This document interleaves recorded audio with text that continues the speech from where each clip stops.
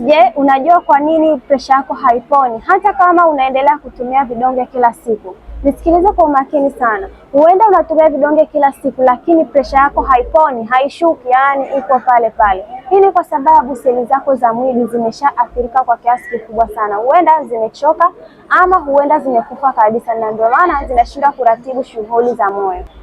Hivyo ukiona kana kwamba unatumia vidonge kila siku na presha yako iko pale pale, fahamu kwamba seli zako tayari zimeshachakazwa kwa muda mrefu sana. Huwezi ukatibu changamoto ya presha kama haujatatua changamoto ya seli, na hali hii inawakuta watu wengi sana. Watu wengi sana wanasema natumia vidonge kila siku miaka 3, miaka 4, lakini changamoto ya presha bado iko pale pale.